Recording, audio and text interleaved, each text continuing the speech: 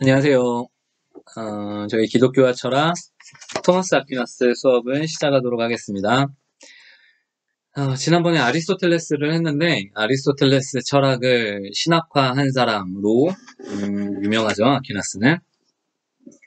그래서 아퀴나스의 우리는 신학대전 1권에 이 문제를 할 겁니다. 이 문제는 주제가 신존재 증명이에요. 제목은 실론 하느님이 존재하는가 이고, 여기서 하느님은 가톨릭식이고 개신교에서는 하나님이라고 하죠. 근데 뭐 원문은 데우스고요. 하나님이냐 하느님이냐 이거는 신학의 문제지 철학의 문제는 아니기 때문에 저는 그래도 습관이 개신교인이라서 하나님이라고 많이 되어 있는데, 읽을 때 하느님이라고 하든 하나님이라고 하든, 그리고 저는 항상 편하게 신이라고 얘기를 하는데 신이라고 하든 편하게 하겠습니다. 오늘 수업은 읽어가면서 최대한 빨리 이렇게 진행을 해보도록 할게요. 그리고 원테이크로 쭉 갈게요. 편집을 하거나 이러는 것보다는 원테이크로 쭉 가도록 하겠습니다. 자, 먼저 책이 없으신 분들은 잘 듣고 쫓아와 주시고요. 책이 있으신 분들은 보면서 같이 따라오시면 되겠습니다. 앞에서 명백히 말한 바와 같이 이 거룩한 가르침이 주된 의도는 신에 대한 인식을 전하는 것이며, 또 그것은 다만 신이 그 자체로 존재하는 것으로서 뿐만이 아니라 사물들의, 특히 이성적 피조물의 근원이며 종국인 것으로서의 인식을 전하는 것이기 때문에 이 가르침의 해설이 의도하는 바도 다음과 같은 것을 다루게 될 것이다. 첫째, 신에 대해 논하고, 둘째, 이성적 피조물의 신께로의 운동에 대해서, 셋째, 우리에게 하느님께로 향하는 길인 그리스도에 대하여 논할 것이다. 이거는 이번 절에서 논한다라는 것이 아니라 이번 절은 신에 대해서 논하는 겁니다. 이 문제는. 그리고 다음 보시면 신에 대한 고찰은 또 세 부분으로 이루어집니다. 첫째, 신이 본질에 속하는 것들을 고찰할 것이고, 둘째, 페르소나의 구별에 속하는 것들을, 셋째, 피조물들이 하나님에게서의 발출, 프로케수스, 우리 프로세스라고 하죠. 과정인데요. 피조물들이 하나님에게서 발출되는 피조물들, 그 발출에 속하는 것들에 대해서 고찰할 것이다. 이건 우리 주제는 아니에요. 지금 이렇게까지 다룰 수는 없고요. 우리는 신의 본질, 그 중에서도 존재성, 이거에 대해서 다룹니다. 자, 다음에 하나님의 본질에 대해서는 첫째로 하나님이 존재하는지를 고찰할 것이고, 이것이 오늘 이 문제의 주제예요. 신이 존재하는지를 고찰한다. 두 번째, 어떻게 존재하는지, 이게 다음 절. 어떻게 존재하지 않는지, 그게 다음 절로 쭉 이어지는 거고요. 그리고 셋째로는 신의 작용에 대하여, 즉 신의 지식과 의지, 능력에 대하여 논할 것이다. 이거는 우리가 다루는 주제가 아닙니다. 우리가 다루는 주제는 신이 존재하는지, 이게 오늘 저희가 다루는 거예요. 그리고 이때 존재론 증명이 안셀무스와 아리스토텔레스, 이걸 가지고 옵니다. 자, 신의 본질에 대한 첫 번째 건에 관해서는 다음 세 가지가 물어진다. 첫 번째, 신이 존재한다는 것은 자명한가? 그것은 논증 가능한가? 그래서 따라서 신은 존재하는가? 이걸 증명할 수 있는지, 이것이 지금 문제고요. 자, 그래서 1절, 이제 3절까지 있어요. 이번 절은 1절. 신이 존재한다는 것은 자명한 것인가? 자명한가? 분명한가? 이 주제입니다. 아퀴나스가 글을 쓰는 방식은 항상 자기가 하고 싶은 말을 먼저 딱 하고, 근데 거기에 대한 반론이 있다. 근데 세 번째, 뭐 아리스토텔레스에 의하면 이건 이렇게 논박된다. 자기 생각, 논박을 얘기하고. 이런 식으로 정, 반, 합이라고 해야 될까요? 그런 식으로 논증이 됩니다. 보시죠. 첫째에 대해서는 다음과 같이 진행된다. 신이 존재한다는 것은 자명한 것으로 생각된다. 여기서 첫째는 어디예요? 지금 143페이지입니다. 그 위에 신이 존재한다는 것은 자명한 것인가? 이거죠. 자, 신이 존재한다는 것은 자명한 것으로 생각된다. 그 이유는 다음과 같다. 1. 사실 그 인식이 본성적으로 우리에게 내재해 있는 것들은 우리에게 자명한 것이다. 본성적으로 우리에게 내재해 있는 것들은 자명하다. 이거 잘 보세요. 지난번에 아리스토텔레스 할 때 우지야, 존재 후보군 세 가지였죠. 형상, 진료, 그 다음에 복합물. 형상과 진료가 복합적으로 있는 것들. 그게 후보군이었는데, 그때 왜 형상이 에이도스가 왜 우지야, 첫 번째 우지하다 라고 했냐면 가장 우리에게 명백하게 인식되는 것이 형상이다. 그리고 이 질이었다. 형상이 질이다. 질은 양, 무규정적인 양을, 규정성이 없는 것을 끊고 나와서 규정성으로 바뀌었을 때 형상이라고 한다. 따라서 규정성이기 때문에 어떠한 질, 겉으로 보여나는 그 질이기 때문에 당연히 이것이 인식에서 앞선다. 무규정성보다. 무규정성이면 우리가 정할 수가 없어요. 규정을 할 수가 없어요. 그죠? 그래서 형상이 우위다. 진료보다 형상이 더 우지하다. 근데 진료가 섞인 복합체보다 순수한 형상이 더 우지하다. 근데 플라톤은 싫어. 그래서 형상이 밖에 떨어져 있는 것이 아니라 안에 있다. 근데 어디에? 가장 쉽게 도형적으로 생각하면 표면에. 그리고 인간이라든가 뭐 어떠한 뭐 사과, 뭐 지구는 고유명사네요. 어떤 뭐 의자 이렇게 일반 명사 같은 경우는 본질이, 그리고 어떤 개체라고 할 때, 토데티라고 하는 개체라고 할 때 개체의 본질인데 거기서부터는 플라톤 전통을 따라서 본질을 잘 구해야 되는데 본질이 형상입니다. 본질을 구하는 것은 마치 그 요리사가 생선 결에 따라서 회를 칠 때 이렇게 결에 따라서 잘 쳐야 되듯이 테크닉이 필요하다. 본질을 잘 구하는 방식은. 자, 그때 자명성 얘기했었죠. 그래서 자명한 것이 더 존재론적으로 우위다. 그래서 여기서도 똑같은 게 나옵니다. 사실 그 인식이 본성적으로 우리에게 내재해 있는 것들은 우리에게 자명한 것이다. 우리에게 내재해 있는 것들. 자명한 것이다. 자, 그 본성이 이걸 예를 들면 그럼에도 불구하고 또 하나 예를 들면 이런 거예요. 우리에게 본성적으로 내재해 있다고 생각되는 것들, 내 느낌. 자명하죠. 내 느낌이니까. 나 졸려. 그 다른 사람한테 물어봐요. 나 졸려. 그거죠. 근데 다른 사람한테 야 친구야 나 졸리냐? 이렇게 물어보는 사람 없어요. 왜냐? 내 느낌이기 때문에 내 본성에 따라서 내 본성에 자명하게 내가 가지고 있는 상태이기 때문에 본성적으로 나는 알아요. 너무 자명하게 알아요. 근데 그 부수현상론이라는 게 있어요. 에피페노메날리즘이라는 게 있어요. 부수현상론은 뭐냐면 의식이 신체의 부수적인 효과다. 신체 운동이 근본이고 인간의 의식은 여기에 대해서 이거를 부수적으로만 알려주는 지표야. 그래서 어떤 그 부수현상론자들은 지금은 그런 이론이 없습니다. 그런 이론은 다 죽었는데 한때 1900년대 아마 중반까지였던 걸로 저는 기억을 하는데 그때까지만 해도 내가 피곤해 라고 느끼는 거는 뇌의 어떠한 잘못된 것으로 내가 잘못 판단하는 걸 수도 있어요. 아니면 호르몬의 분비로 인해서 내가 피곤하다고 느끼지만 사실 내 신체적인 상태는 피곤한 게 아니었어. 뭐 이런 예가 있을 거잖아요.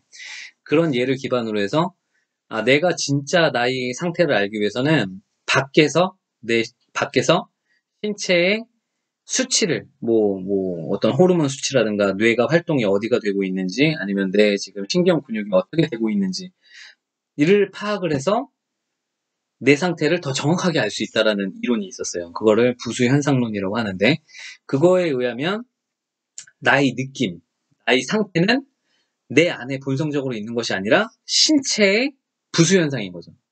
그러니까 본성적으로 자명하게 난 안다고 생각을 했는데 그게 아니라 신체의 어떠한 특정 값이에요. 내가 근데 거기에는 이 신체 본연적으로 알고 이 본성적으로 이거를 직접적으로 아는 게 아니라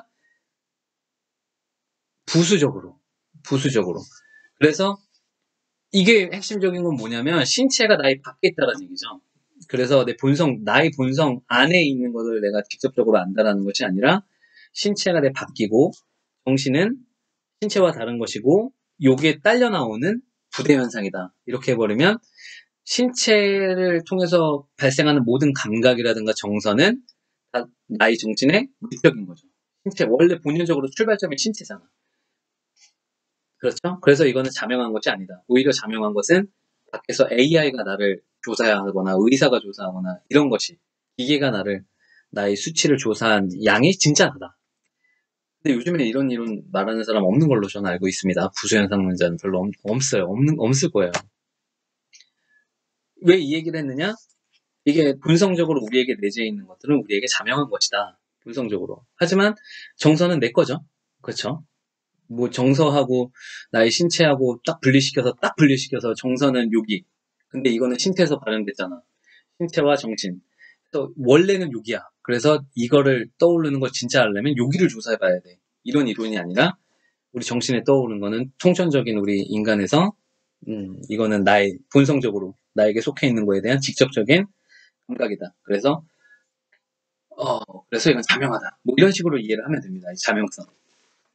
자, 그 다음에 보면은 145쪽에 구성명사, 집합명사예요. 구성명사는 집합명사는 샤프 1, 샤프 2, 샤프 3,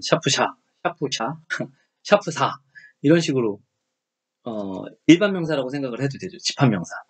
집합명사들이 인식될 때 즉시 인식되는 것들은 자명한 것이라고 불린다. 즉시 인식, 그 예를 다음에 나오죠. 아리스토텔레스도 분석론 후서 제1권에서 논증의 제1 원리들에 귀속시키는 것이다. 예컨대 전체가 무엇인지 부분이 무엇인지를 알면 즉시 모든 전체는 그 부분보다 크다는 것이 알려지는 것과 같은 경우이다. 이런 거예요. 산이 무엇인지, 골짜기가 무엇인지 알면 골짜기는 반드시 산에 포함된다. 라는 것을 아는 것처럼, 포함 관계. 이 A와 B. 사람은 동물이다. 그러면 사람은 동물이다라고 할 때 사람이 뭔지 알고 동물이 뭔지 아는 사람은 사람이 동물에 포함되어 있다라는 것을 알 수밖에 없죠. 이렇게 집합명사에 관한 이 포함 관계에 대해서는 반드시 알 수밖에 없다. 자명하다. 자명성입니다. 지금 자명성의 첫 번째 나의 본성의 내재적일 때 자명성. 집합명사처럼 우리가 집합명사가 지금 그 두 가지 경우를 확실하게 알고 있을 때 이거의 관계, 필연적인 관계를 알 수 있는 거. 세 번째, 그 밖에도 진리가 존재한다는 것은 자명하다. 왜 진리가 존재하는 게 자명하냐면 진리를 거부하는 사람도 진리가 있다는 것을 인정하기 때문이다. 왜냐? 만일 진리가 존재하지 않는다면 자 여기서부터 잘 이해하세요. 만일 진리가 존재하지 않는다면 진리가 존재하지 않는다는 것이 참이지 않느냐. 자, 진리가 존재하지 않습니다. 라고 얘기했어요. 내가 얘기했어요. 그러면 진리가 존재하지 않습니다. 라는 이 명제는 참이어야 되잖아요. 참이 하나 나온다는 얘기예요. 3번의 첫 번째 뭐라고요? 그 밖에도 진리가 존재한다는 것은 자명하다. 왜냐하면 진리가 존재하지 않을 수 없기 때문에. 왜 존재하지 않을 수 없어? 진리가 존재하지 않을 수도 없기 때문에라고 얘기했지만 그 말은 진리가 돼야 돼요. 그래야 진리가 존재하지 않을 거 아니야. 진리가 존재하지 않는데 진리가 존재하지 않아요 라고 했는데 그 말이 진리가 아니라면 진리가 존재하는 거야. 그러니까 모순이에요. 이런 모순은 러셀의 패러독스라고 합니다. 러셀의 패러독스는 자기 자신을 원소로 포함하고 있는 집합에 관한 모순, 거기에서 모순이 발생한다는 건데 크레타 섬의 거짓말쟁이, 이게 유명하죠. 크레타 섬의 거짓말쟁이는 크레타 섬에 사는 사람들은 모두 다 거짓말쟁이입니다. 근데 크레타 섬에 사는 한 사람이 이렇게 얘기했어요. 크레타 섬에 사는 모든 사람들은 거짓말쟁이입니다. 근데 크레타 섬에 사는 사람은 모두 다 거짓말쟁이이기 때문에 크레타 섬이 말했던 그 말도 거짓말이어야 되잖아요. 그러면은 그 말이 했던 말이 뭐예요? 크레타 섬에 사는 모든 사람들은 거짓말쟁이다. 이 말을 한 거죠. 근데 크레타 사람이 말했어. 거짓말쟁이가. 자, 이때 빠지는 모순. 이걸 얘기하는 겁니다. 따라서 진리는 존재해야만 한다. 이게 논증이에요. 그런데 다음과 같은, 이게 정의입니다. 그럼 이제 반을 어떻게 하느냐, 이 세 가지에 대해서. 그런데 다음과 같은 반론이 있다. 아무도 자명한 것의 반대를 생각할 수 없다. 이게 무슨 말이냐. 자, 이것을 아리스토텔레스는 형이상학 4권과 분석론 후서 1권에서 논증의 제1 원리들에 관하여 명백히 한다. 그런데 시편 52편 1절에서 어리석은 자, 제 마음속으로 말하기를 하나님은 없다라고 하더라.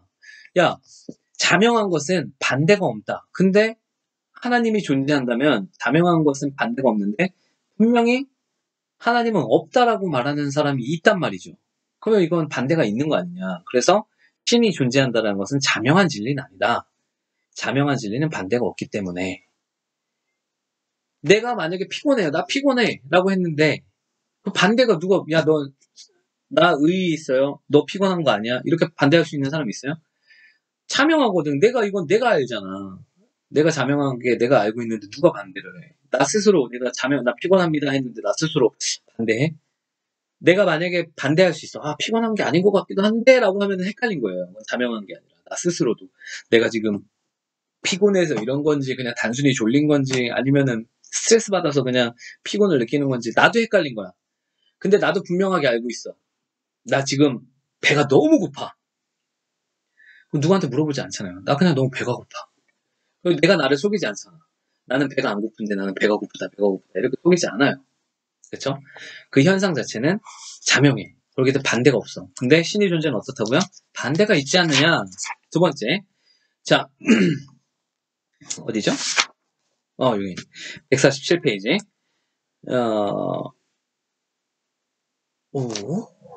백차. 이거 하나만 얘기를 했네요. 그걸 자명한 것이 아니다라고 했어요. 그 다음에 이제 나는 이상의 것에 관하여 다음과 같이 대답한다. 이제 정반, 합이 나오겠죠. 어떤 것이 자명하다는 것은 두 가지를 내포한다. 그 하나는 그 자체로서 자명합니다. 또 하나는 우리에게는 그 자체로서 자명하나 우리에게는 자명하지 않은 것이 있고요. 다른 하나는 그 자체로서도 또 우리에게도 자명한 것이다. 다음 읽을게요. 사실 어떤 명제가 자명한 것은 수로가 주어의 개념에 내포되는 데 기인한다. 사람은 동물이다. 그것은 예컨대 사람은 동물이다와 같은 경우이다. 동물에 사람이 내포되죠. 주어가 수로에 들어가 있어요. 그러면 당연히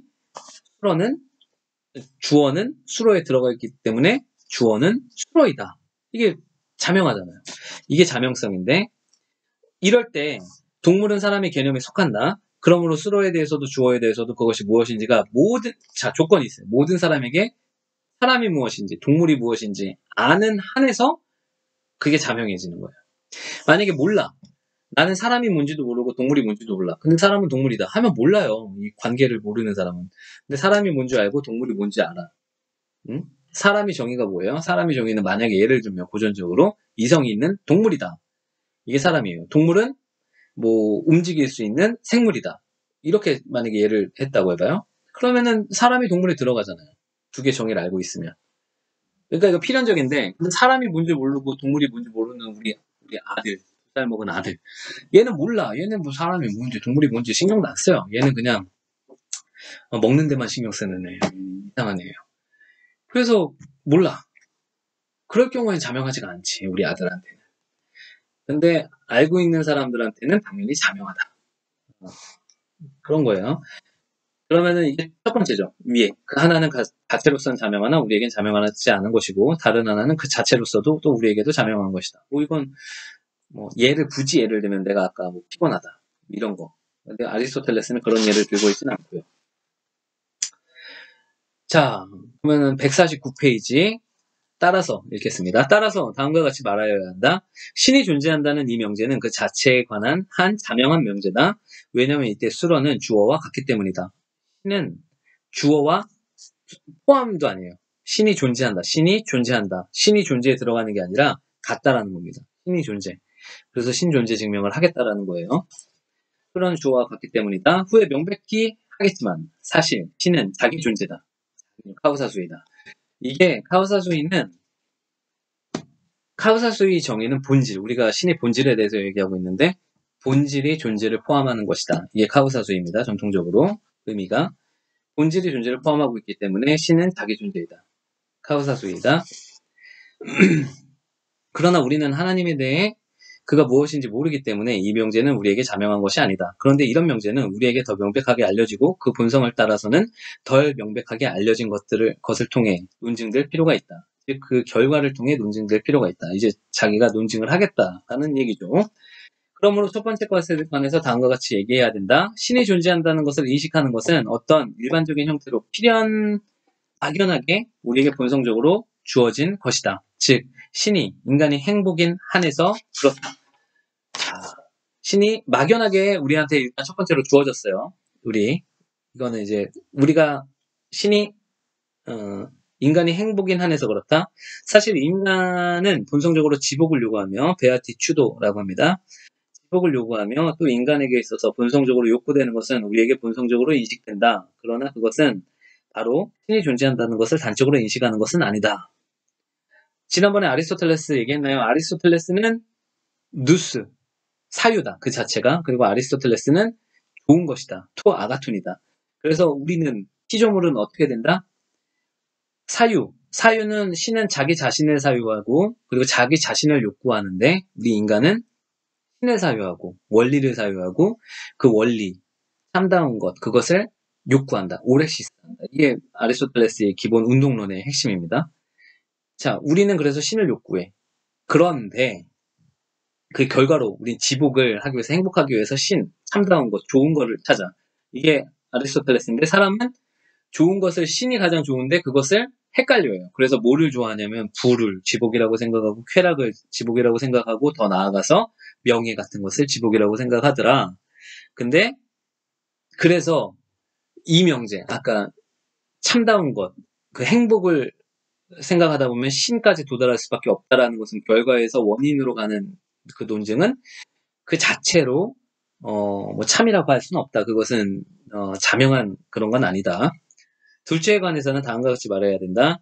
신이라는 명칭을 듣는 사람은 그보다 더 큰 것이 생각될 수 없는 어떤 것이 의미되는 것으로 이해하지 않을 수도 있다. 우리가 이거 넘어갔네.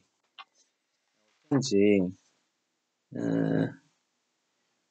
구성명사에서 우리가 이걸 안 했구나. 안셀무스. 이거 안셀무스입니다. 145쪽에서 넘어갔네요.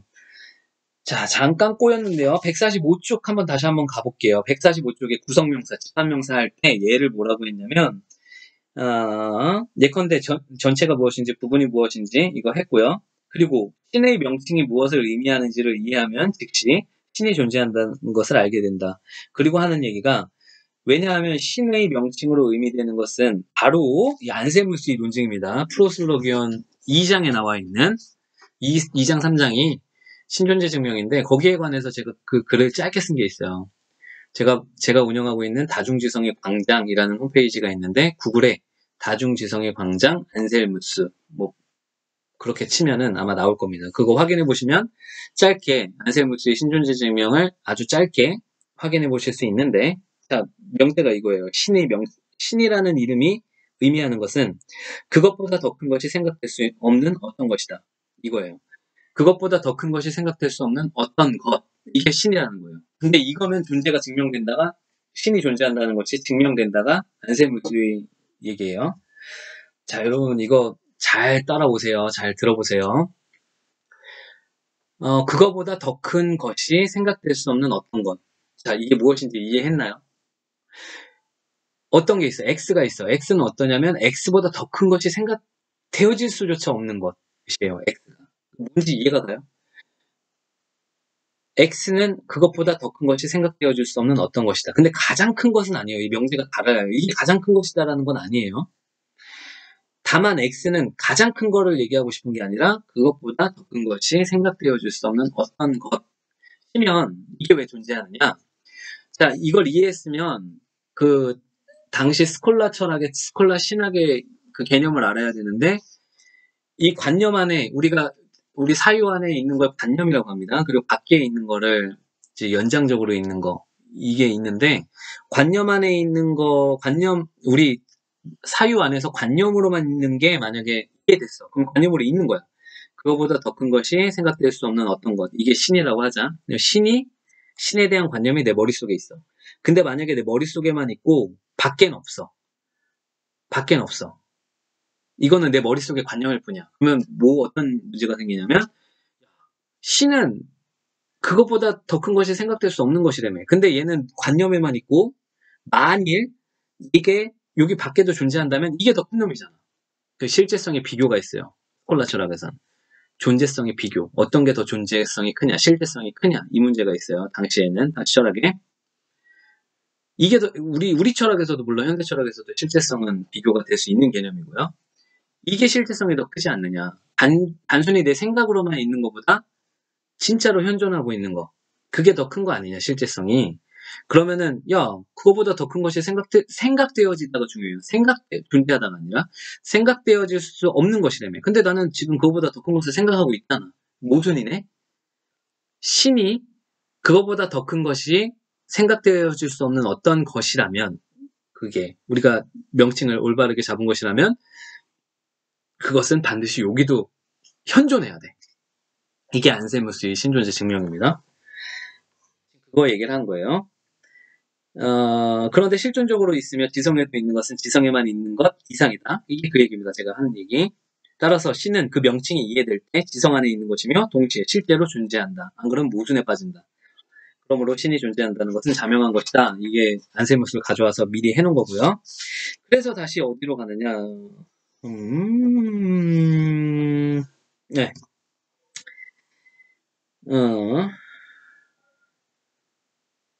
즉 147페이지 중간 두 번째 문단에 즉 이런 제1원리의 명사들은 모르는 사람이 없는 모든 사람에게 공통된 것이다. 신의 명칭처럼요.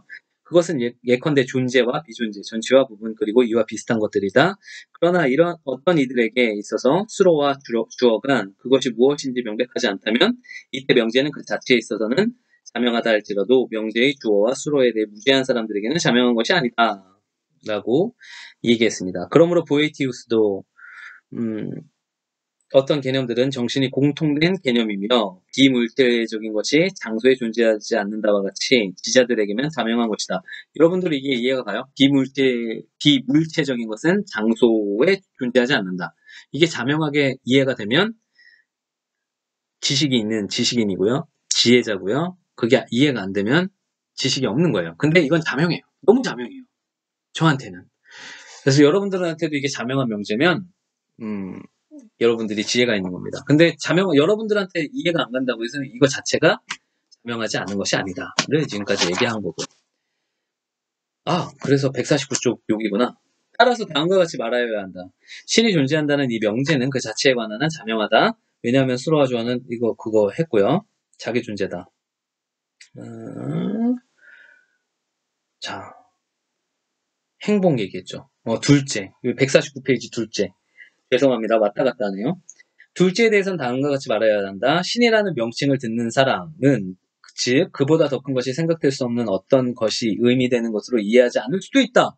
야, 신을 그렇게 이해하지 않을 수도 있잖아. 그것은 어떤 사람들은 신을 물체라고 믿었기 때문이다. 그런데 누구든지 신이란 명칭으로 여기서 말하는 것, 즉 그 명칭으로 그보다 더 큰 것이 인식될 수 없는 것이 의미된다고 할지라도 그렇다고 명칭으로 의미되는 것이 실제로 존재하는 것으로 이해되는 귀결이 따르는 것은 아니다. 그것은 지성이 파악에 불과하다. 신이 실제로 존재한다는 것은 그거보다 더 큰 것이 인식될 수 없는 어떤 것이 실제로 존재하지 않는 한 논증될 수 없다. 그런데 신이 존재하지 않는다고 하는 사람들은 이것을 인정하지 않는다. 이 말은 뭐예요? 아무리 증명해도 야, 그 머릿속으로 하는 거잖아. 내 눈앞에 보여줘 그럼 신을. 이 얘기죠. 네 머릿속으로 그래 모순에 빠지건 뭐건 하지 말고 내 눈에 보여줘 신을. 반론하는 사람이 있다. 셋째 것.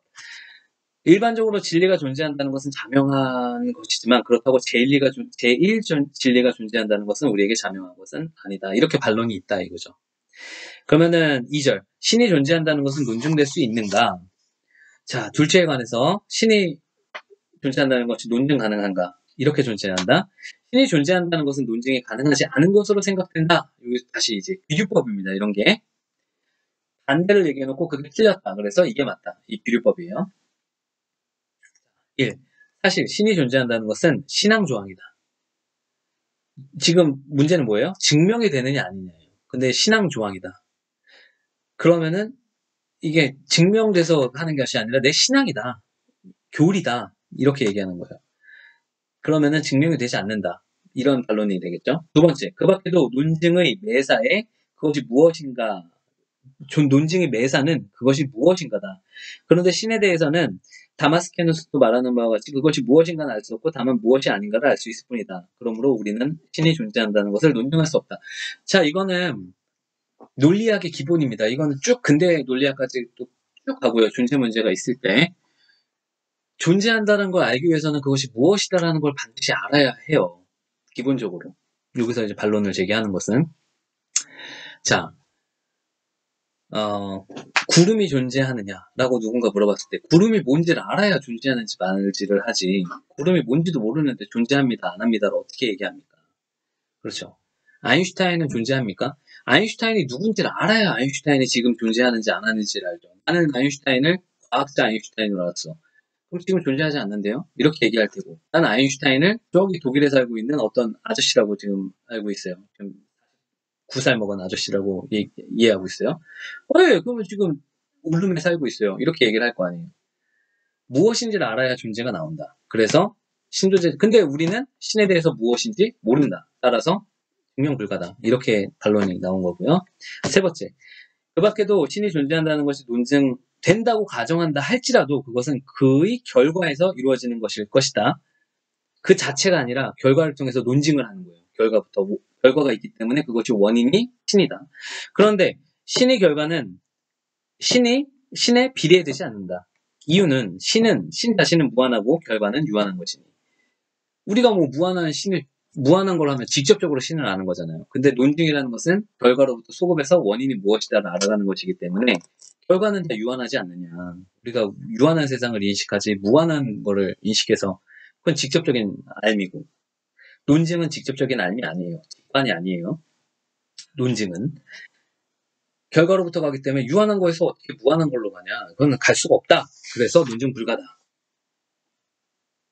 그런데 다음과 같은 반론이 또 있다. 155페이지. 사도는 로마 신자들에게 보낸 서간 제1장 20절에서 하느님의 볼 수 없는 것들이 창조된 것들을 통하여 깨달아지고 명백히 보이는 것입니다. 라고 한다. 그런데 이런 것은 창조된 것을 통해서가 아니면 하나님이 존재한다는 것이 논증될 수 없다는 것이다. 사실 어떤 것에 대해 이야기해야 하는 첫째 것은 그런 것이 있는지인 것이다.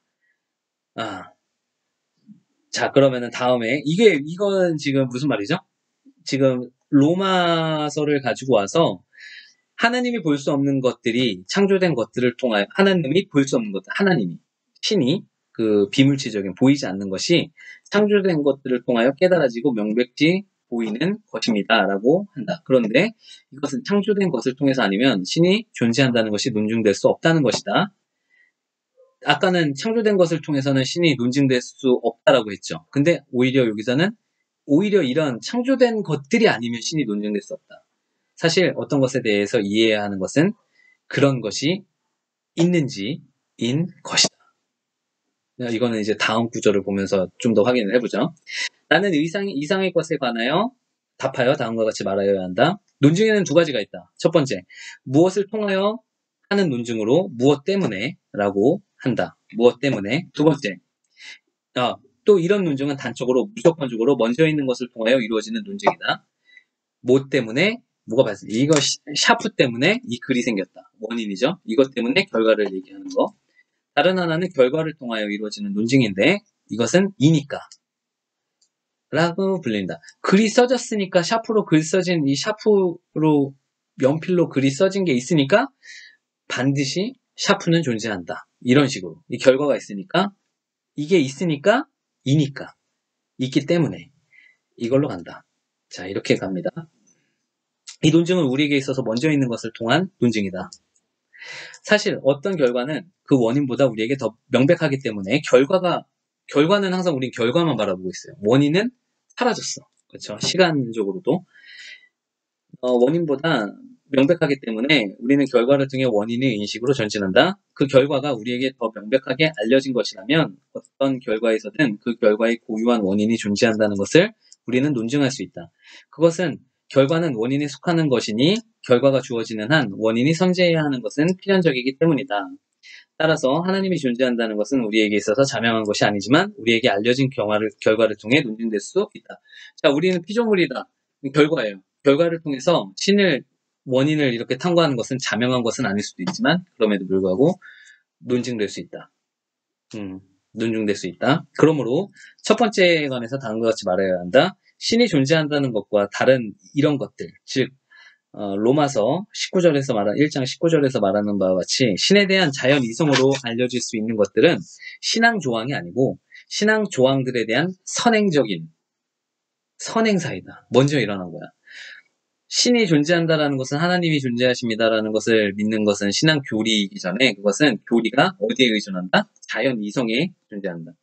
사실 이렇게 신앙은 자연 인식을 전제하는 것이며 그것은 마치 은총이 자연을 전제하며 완성은 완성될 수 있는 것을 전제하는 것과 같다. 그러나 그 자체로서 논증 가능한 것과 알려질 수 있는 것이 논증을 이해하지 못하는 사람에게 믿을 수 있는 것으로서 받아들여지는 것은 불가능한 것이 아니다. 자, 자명하게 자연 이성에 따라서 분명히 신이 존재해요. 하지만 그게 모든 사람들에게 분명하게 자연 이성적으로 파악되는 건 아니에요. 어떤 사람은 그냥 그저 믿을 뿐이야. 신존재 증명을 이해 못한 사람은 그냥 믿어. 신앙 교리로. 하지만 우리는 결과에서 원인으로 소급해가는 존재 증명을 이해할 수 있고 자연히 이성으로. 잠시만요. 네, 이 시간에 지금 전화가 잠깐 왔네요. 우리 처가에 가 있는 아내가 전화를 했습니다. 우리 아내는 참 사랑스러운 아내네요. 자, 그래서 어디까지? 은총이 자연을 전제하며 지나가는 자연인식에 의해서 이해하지 못하더라도 믿는 사람이 있다. 이런 얘기죠. 자, 둘째에 대해서는 다음과 같이 말해야 한다. 결과를 통해 원인이 논증될 때 원인이 존재한다는 것을 증명하기 위해 원인의 정의 대신 결과를 사용하는 것이 필요하다. 원인 자체의 정의. 무엇임을 몰라도 어떻게 우리가 신이 존재하는지를 어떻게 알 수 있느냐? 그 원인의 정의, 신의 정의, 신이 무엇임을 알지 못하더라도 대신 결과를 사용하는 것이 신이 있기 때문에 그 결과적으로 이게 일어났다. 피조물이 생겨났다. 이거를 이해하면 된다. 라는 거죠. 자, 이것은 무엇보다도 특히 신에 대해 그렇다. 즉 어떤 것이 존재한다는 것을 증명하기 위해서는 매사로서 그 명사가 무엇을 의미하는지를 칭하는 것이 필요한지 그것이 무엇인지는 문제되지 않는다. 결과가 있으면. 뭐뭐 때문에 이게 존재한다. 이렇게 원인부터 이렇게 하는 것도 있고 뭐뭐이니까 라고 했잖아요. 그러니까 결과가 있으니까 여기 피조물이 있으니까 여기 창조자가 있어야 되잖아. 이런 얘기입니다. 매사 왜냐하면 무엇인가의 물음은 있는가의 물음에 따라오는 것이기 때문이다. 후에 있는 게 먼저다. 진짜가 무엇인지는 네. 후에 제시될 것이지만 신의 명칭들은 결과들에서 부과된다. 따라서 신이 존재한다는 것은 결과에서 증명할 때 우리는 매사로서 신이라는 명칭이 무엇을 의미하는지를 취할 수 있다. 그러니까 결과적으로 뭔가 창조자다. 피조물이 있으니까 창조자다. 그렇죠? 선이 있다. 그러니까 더 완전한 선이다. 이게 토마스 아퀴나스의 그 유명한 유비론입니다. 유비 방법. 이게 있다? 이거보다 완전한. 뭐가 있다? 순수한. 이게 있다? 복합물이다? 단순한. 존재이다? 더 큰 진짜 존재. 이런 식으로 갑니다. 이런 거. 이건 존재자, 이건 존재 자체. 유비. 비슷한데 다른. 동일성의 타자와 타자성의 동일성. 이게 유비 이론이에요. 동일하기도 하고 타자성이 있기도 하고 다르기도 하고. 이 방법론이 나오죠. 그러니까 신이 무엇인지는 결과를 통해서 알 수 있으면 돼. 다만 공식이 있어. 거기에 완전성만 더 붙이면 돼. 더 큰 절대치만 여기다 부여하면 돼. 상대적으로 보이는 것 중에서 절대치. 여기서 있는 거. 빛이다? 가장빛. 뭐 이런 식으로. 유비적인 방법으로 이렇게 우리가 신에 대해서 신이 무엇임이라는 것은 우리가 이런 식으로 알아가면 된다. 자, 셋째. 원인에 비례하지 않는 결과를 통해서는 원인에 대해 완전한 인식을 얻을 수 없다. 그러나 어떤 결과에 대해서도 원인이 있다는 것이 명백하게 우리 논증될 수 있다.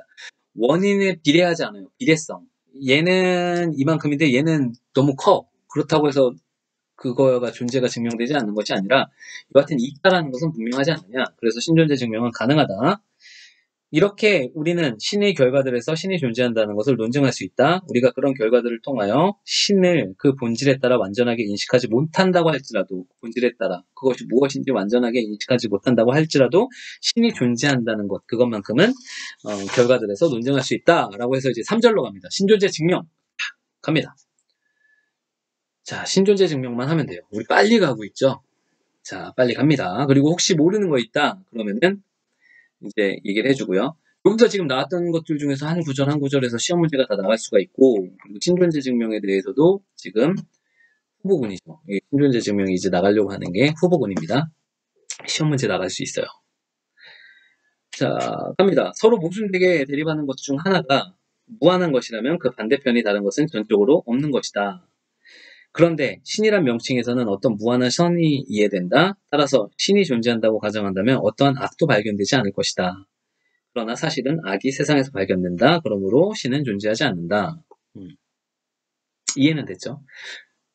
무한한, 절대적인. 그러면은 신은 선이다. 그러면 악이 없어야 되지 않느냐? 신이 존재한다면. 근데 악이 존재한다. 그러면은 절대선으로서의 신은 없지 않느냐. 2. 그 밖에도 적은 수의 몇몇 근원에서 성취될 수 있는 것은 많은 근원을 통해 성취되는 것이 아니다. 그런데 세계에 나타나는 모든 것은 신이 존재하지 않는다고 가정할지라도 그 외의 다른 근원들에서 성취될 수 있는 것으로 보인다.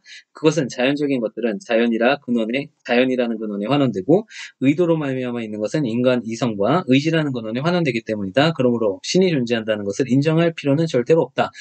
세속적으로 있는 것들 안에서도 뭐든지 원인 소급할 수 있는 거 아니냐? 그렇죠? 다음에. 그런데 다음과 같은 반론이 있다. 출애굽기 제3장 14절에서 신은 자신이 나는 있다라고 말했다. 나는 이상의 것에 대하여 다음과 같이 말해야 한다. 나는 있다라고 성경에도 있지 않느냐. 신학자죠. 먼저 성경의 권위에 기대고 그 다음에 5가지 논증을 갖는다. 여기서부터 이제 5가지 논증입니다. 40분이 됐는데 이제부터 이제 에기스가 나오네요.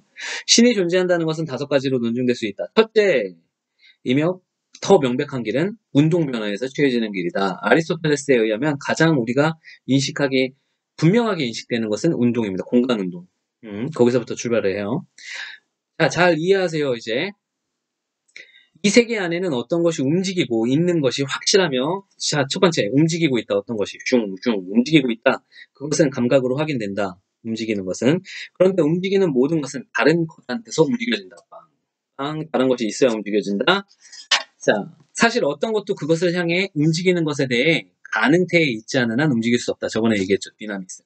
가능태. 여기서는 포텐치아라고, 역량이라고 했어요.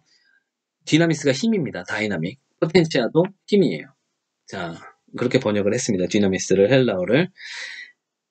가능태에 있지 않은 한 움직일 수 없다.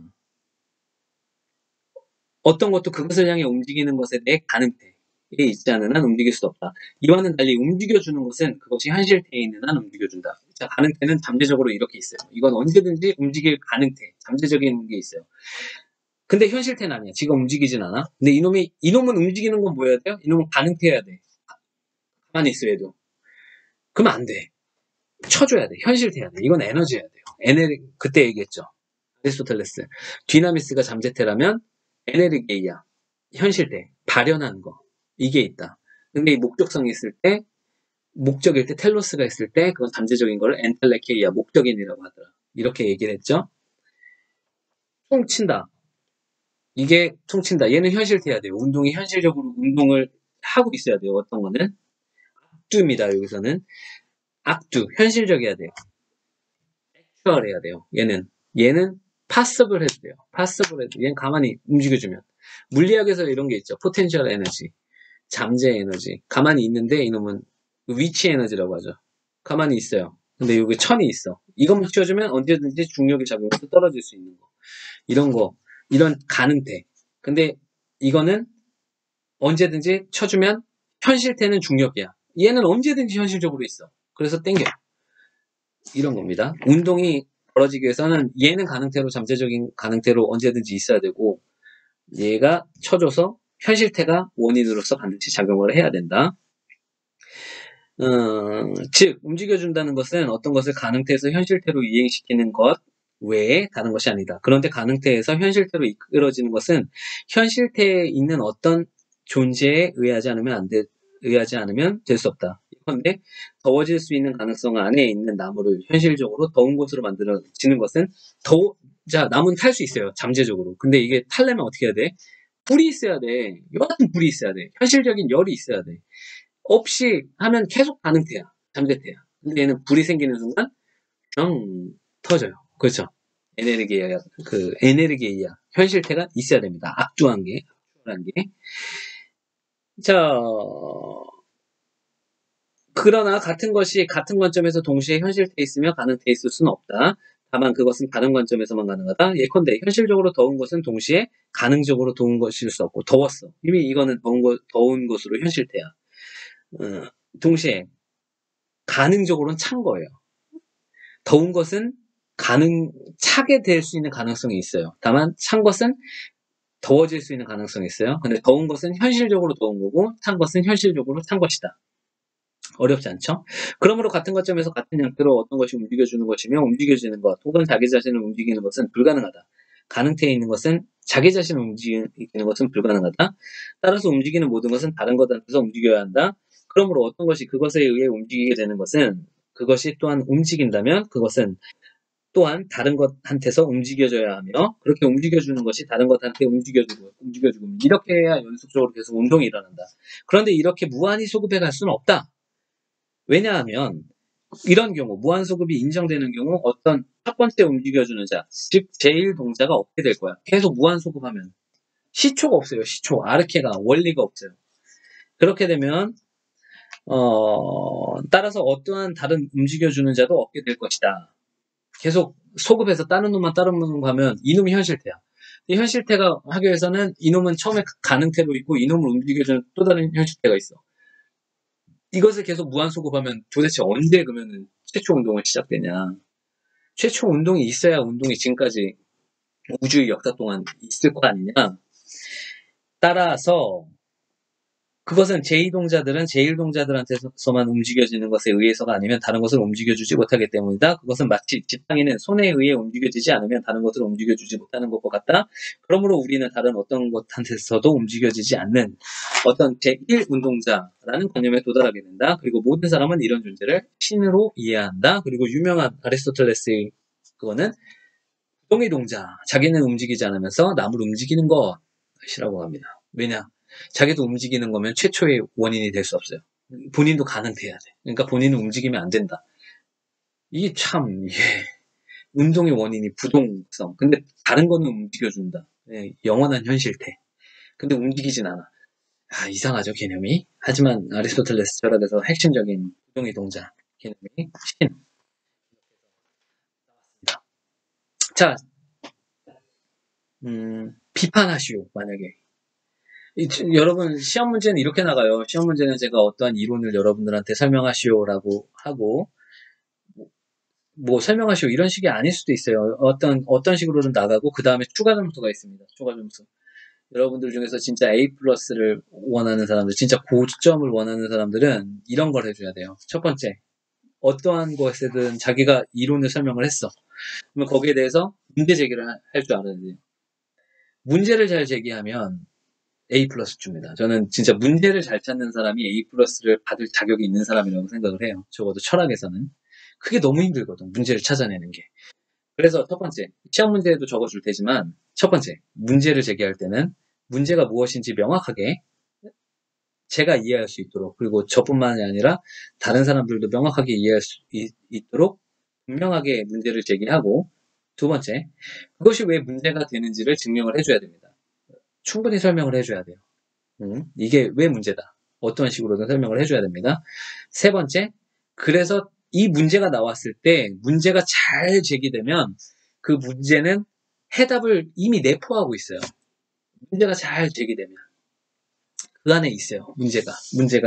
그거는 문제를 여러분들이 한번 잘 제기를 해보세요. 잘 제기를 해보면서 문제가 잘 설정이 되어 있으면 문제가 막 산으로 갔다. 그러면 답도 산으로 가서 막 그런데 문제가 정확히 제기가 되고 이게 문제이다까지 우리가 확인이 됐으면 거기에 대해서 답은 여러분들이 그 정도 문제를 제기할 수 있는 정도로 머리가 좋다면 당연히 답도 여러분들 스스로 찾아서 낼 수 있어요. 이것까지 해주면 여러분들 A 플러스예요. 가 받을 거예요. 근데 A 플러스도 이제 그걸 다 했는데 여러 사람이 있어요. 여러분 50명 중에서 한 30명이 이걸 했어요. 근데 30명이 다 이거를 잘할 거라고 저는 생각 안 해요. 여러분들은 안타깝지만 저를 포함해서 그런 교육을 받아본 적이 없어요. 우리는 그냥 사실 선생님들이 문제 내나? 교과서가입니다. 문제가 그 답만 딱 알려주니까. 그래서 문제 찾는 거를 되게 우리는 배운 적이 없어. 문제를 제기하는 방식을. 여러분들 중에서 아주 소수만 이거 할 수 있을까라고 생각을 해요. 근데 앞으로 하다 보면 계속 여러분들이 지금 1학년이니까 감신대에서 계속 공부를 열심히 하면서 이렇게 하다 보면은 문제 찾는 능력이 이제 세지겠죠? 그거를 저는 꿈꾸고 있는데 여러분들이 진짜 우리 사회 현안의 각종 이론뿐만이 아니라 실제에서도 문제를 찾아낼 수 있는 사람들 그것이 왜 문제인지 증명할 수 있는 사람들 그리고 그것의 문제라면 문제가 맞다면 증명까지 했으니까 그게 문제인데 그래서 이렇게 가면은 이게 이 문제를 해결할 수 있다. 이 사회의 모순들, 아포리아 이거를 하나하나 구체적으로 찾아서 해결점을 제시할 수 있는 사람이 있다면 여러분들은 우리 사회의 리더가 되고, 그랬을 때 감리교 신학대학교도 분명히 우리 사회에 굉장히 유의미한 학교가 될 수 있을 것 같아요. 여러분들이 그걸 하는 훈련으로 생각을 하세요. 지금 1학년 때 성적이 진짜 중요한 게 하나도 아니니까 너무 성적에 그렇게 스트레스 받지 말고 그런 걸 배워간다. 여러분들 나중에 뭐 취업하거나 뭐 할 때 1학년 성적 중요하지 않아요.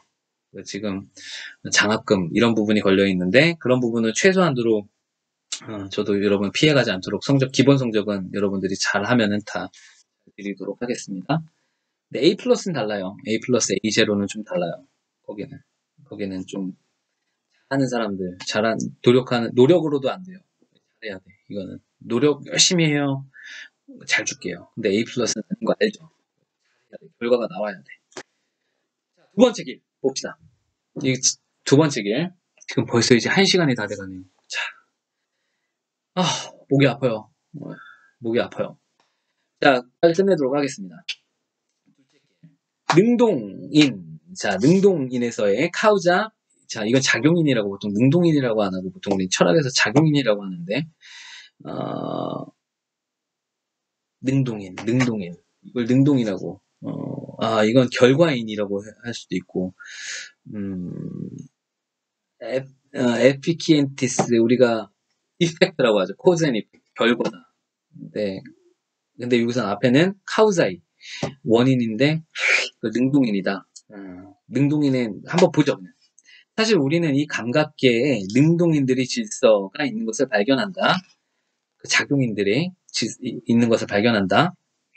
그런데 이런 세계에서는 그 어떠한 것도 자기 자신이 작용인으로, 능동인으로 발견되지 않으며 또 그런 것은 가능하지도 않다. 만일 그런 것이 있다고 가정한다면 그것은 자기 자신보다 먼저 있어야 할 것이며 이런 것은 불가능한 것이기 때문이다. 사실 작용인들에 있어서 무한히 소급해 갈 수는 없다. 그 이유는 모든 질서 지어진 작용인의 계열에 있어서 첫째 것은 중간의 것이 원인이고 중간 것은 최종적인 것이 원인이기 때문이다. 이때 중간 것이 많건 혹은 하나만 있건 그것은 관계없다. 그런데 원인이 제거되면 결과도 제거된다. 그러므로 만일 능동인들의 계열에 있어서 작용인의 계열에 있어서 첫째 것이 존재하지 않는다면 최종의 것도 중간의 것도 존재하지 않는다.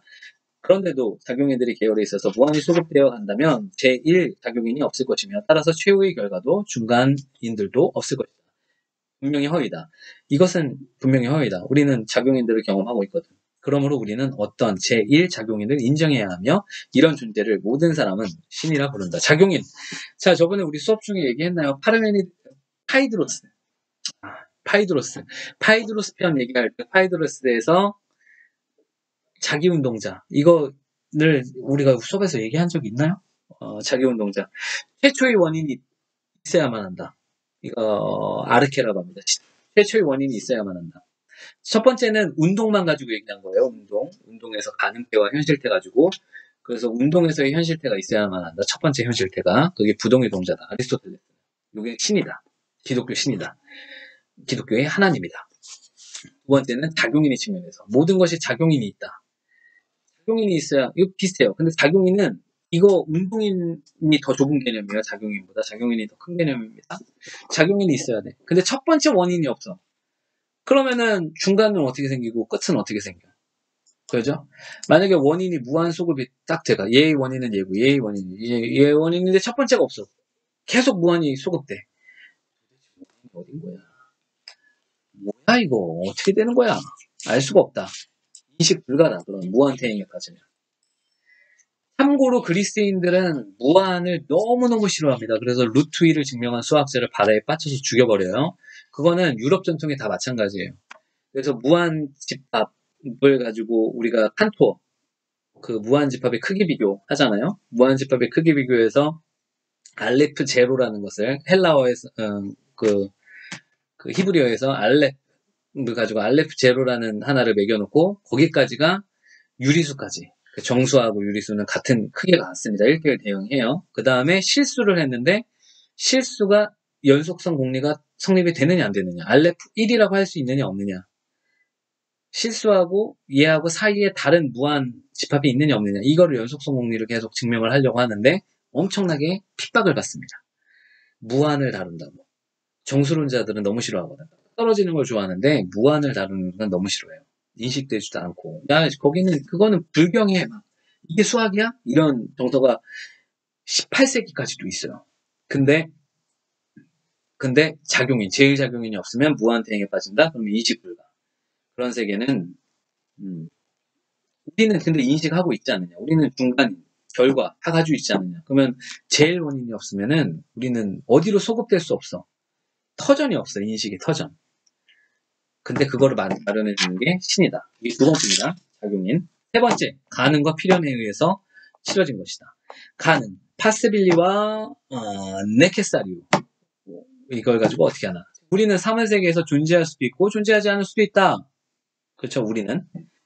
그런 것들은 생성, 소멸하며 우리는 생성하고 소멸되고 따라서 존재할 수도 있고 존재하지 않을 수도 있는 것으로 나타난다. 그런데 이렇게 존재하는 것은 모든 것은 항상 존재할 수는 없다. 우리는 항상 존재할 수는 없다. 그런데 존재하지 않을 수 있는 것은 어떤 때는 없는 것이기 때문이다. 우리는 여러분 태어난 지 지금 막 20년 얼마밖에 안 됐잖아요. 그전엔 여러분들 없는 것이었고 여러분 200년 이상 살 수 있는 사람 없잖아요. 200년 뒤엔 여러분들 없을 거예요. 그렇기 때문에 여러분들은 언젠간 존재하지도 않을 수 있어. 따라서 모든 것이 존재하지 않을 수 있다면 어떤 때에는 사물계에 아무것도 없었을 수 있어. 그런데 이것이 참이라면 지금 아무것도 없을 것이다. 만약 이게 참이라면 아무것도 없을 거야. 근데 지금은 그렇지 않잖아. 그 이유는 없는 것은 있는 어떤 것에 의해서가 아니면 존재하는 것을 시작하지 못하기 때문이다. 여러분들 어떻게 있어요? 엄마 아빠가 있으니까 있죠. 엄마 아빠 있는 거였죠. 그렇기 때문에 여러분들이 있습니다. 엄마 아빠 어떻게 있어요? 할머니 할아버지가 있었기 때문에 엄마 아빠가 있죠. 이렇게 무한히 소급하다 보면 언젠가는 원래 있는 사람이 있어야 여러분까지 오는 거예요. 원래 사람이 없었으면 여러분 못 온다. 그러면 사람이 있기 위해서도 사람이 있어야 되는데 이러다 보면 또 사람끼리 무한태행에 빠지죠. 최초의 사람이 있어야 되고 최초의 사람은 어떻게 돼? 사람으로만 치면 사람을 만들었느냐, 사람이 자연 발화했느냐, 뭐 이런 식으로 얘기할 수 있지만 모든 만물을 다룰 때 만물이 자연이 생겨났느냐, 아니면 누군가 어디 하여튼 자연이 생겨났든 창조됐든 간에 뭔가 있는 현실태가 있어야만 한다. 가능태가 아니라. 그게 신이다.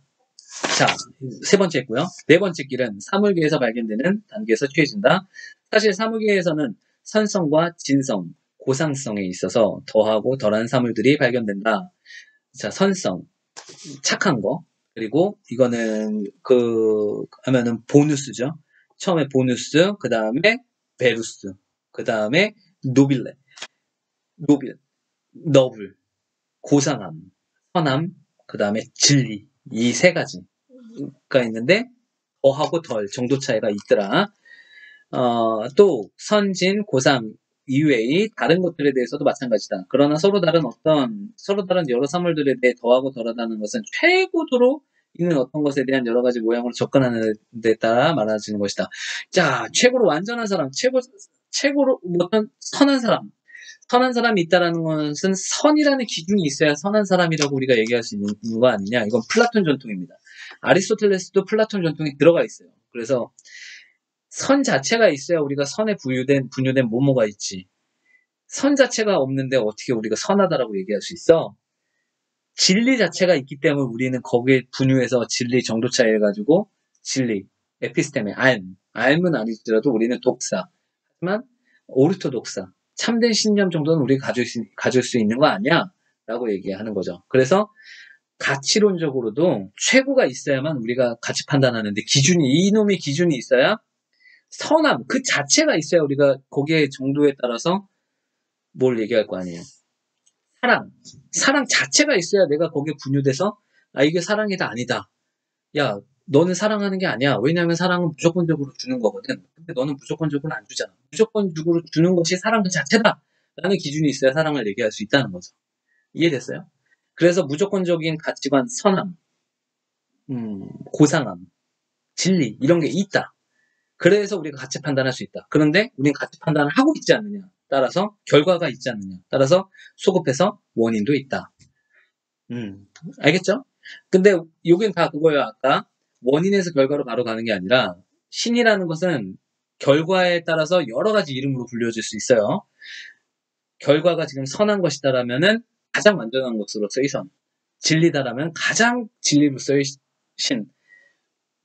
고상한 사람. 근데 고상한 사람이잖아. 고상하지 않은 면이 있을 수 있잖아. 가장 고상함. 고상함이 원형이 무엇이냐? 그게 신이다. 근데 고상함이 원형이 잘 몰라도 여하튼 우리가 고상하다라고 하면 거기 쾌상급만 붙이면 신이다. 이런 논리가 되죠. 그러니까 유비론이에요. 유비론. 나중에 아리스토텔레스는 아퀴나스는 최고치를 정도체에서 최고치를 해놓은 게 신이고 인간은 항상 아리스토텔레스 전통이죠. 다시 형상 자체가 무지야 존재고 복합체는 점점 떨어집니다. 왜냐? 진료 무규정성이 섞여 있기 때문에.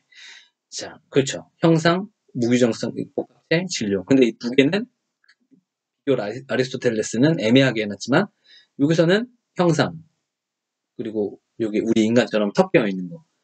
그래서 여기를 우리가 결과로서 선하다라는 단어를 해서 쓰면은 우리가 선하다라고 단어를 결과적으로 왜 쓸 수 있느냐? 이게 있으니까 선함 자체가. 자, 샤프가 있는 걸 어떻게 증명한다고요?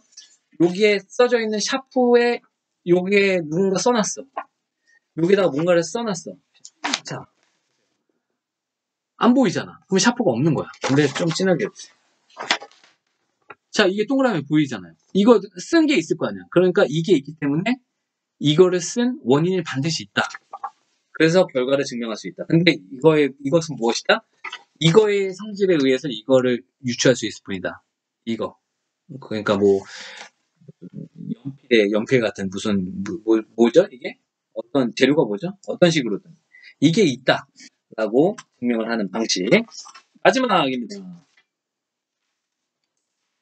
5번째 길. 이제 수업이 끝나가죠. 1시간이 넘었어요. 자, 5째 길은 사물들이 통치해서 취해진다. 사실 우리는 인식을 갖지 못하는 사물들, 즉 자연적 물체들이 목적 때문에 작용하는 것을 본다. 이런 것은 자연물들이 가장 좋은 것을 얻기 위해 항상 혹은 자주 같은 모양으로 작용하는 데서 나타난다.